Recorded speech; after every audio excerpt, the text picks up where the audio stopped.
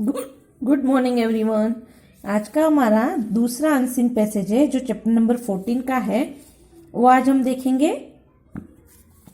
लगभग 900 वर्ष पहले की बात है। राजा भीमदेव गुजरात में राज्य करते थे। उनका एक लड़का था, नाम था मूलराज। लड़का होनहार और दयालु था। एक साल गुजरात में बरसात नहीं हुई, खेत सूख गए। एक गांव के लोग राजा को लगान नहीं दे सके। राजा के सिपाहियों ने गांव में जाकर उन लोगों के घरों में जो कुछ था सब जब्त कर लिया और उनको भी साथ लाकर राजा के सामने हाजिर किया। राजकुमार मूलराज पास ही खेल रहा था। किसान बेचारे दुखी थे और आपस में अपनी बुरी हालत की चर्चा कर रहे थे। राजकुमार ने उनकी सारी बातें सुनी। उनका दुख जानकर राजकुमार की आंखों से आंसू बहने लगे। मूलराज ने उनका दुख दूर करने का निश्चय किया। ये एक स्टोरी जैसा है, छोटी सी है कहानी जैसा। ये 900 साल यानी 900 इयर्स की पहले की बात है। तब क्या था, तब राजा का सभी राजा का चाल चलन था। अभी तो हम गवर्नमेंट, हमारे यहाँ पे गवर्नमेंट होती है ना, वैसे ही पहले राजा का अस्तित्व था। राजा ही पूरे राज्य चलाते थे, है ना। और राजा जो भी बोले वही नियम कानून वो सब लागू होते थे। तो 900 साल पहले एक गुजरात में एक राजा था जिसका नाम था भीमदेव, और उनका एक लड़का था जिसका नाम था मूलराज।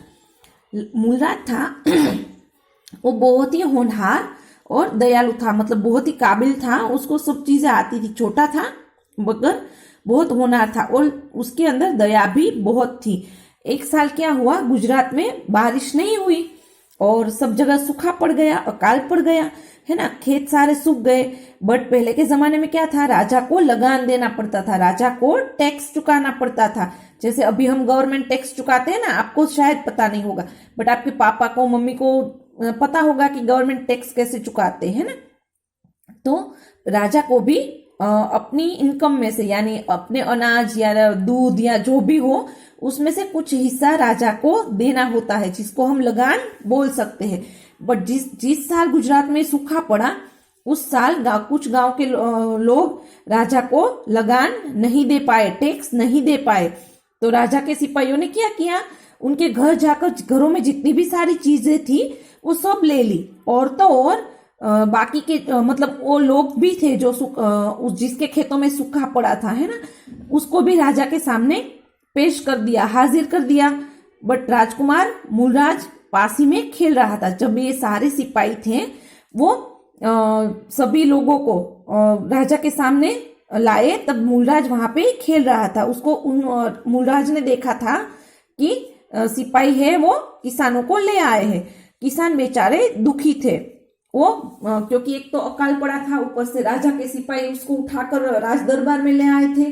तो वो अंदरों अंदर मतलब वो आपस में ही खड़े खड़े बातें कर रहे थे। तो मूलराज वहीं पे खेल रहा था। तो मूलराज ने किसानों की सारी बातें सुन ली और उनके दुख जानकर उसकी आंखों में आंसू आ गए कि बेचारे किसान कितने मजबूर है कि एक तो बारिश नहीं हो रही है, ऊपर से राजा को लगान देना पड़ता है, और तो और उसको राजा के सामने खड़ा भी कर दिया है ना। तो ये सारी बात सुनकर मूलराज को बहुत दुख होने लगा और उसकी आंखों से आंसू बहने लगे। फिर मूलराज ने निश्चय किया कि जब मैं बड़ा होऊंगा तब सारे किसानों का दुख दूर करूंगा। अब तो मतलब वो थोड़ा अभी तो छोटा है ना, बट जब वो एक राजा बनेगा तब वो अच्छा राजा बनेगा और सारे किसानों का दुख दूर करेगा। तो ये जो अनसीन पैसेज है वो यहाँ पे पूर्ण होता है। हम उसके एमसीक्यूज देखें। पहला है राजा भीमदेव में राज्य करते थे। राजा भीमदेव कहाँ किसके राजा थे? एक्चुअली यहाँ पे ऐसा होता है, राजा भीमदेव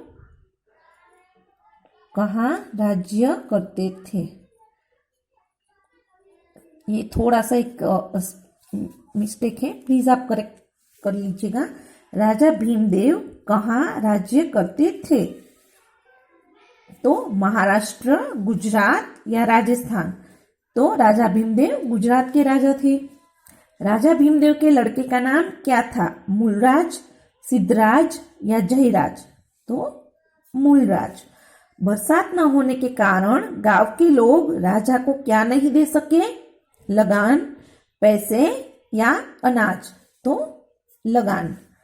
किसान की बात सुनकर किसकी आंखों से आंसू बहने लगे? राजा की, रानी की या राजकुमार की? तो राजकुमार की।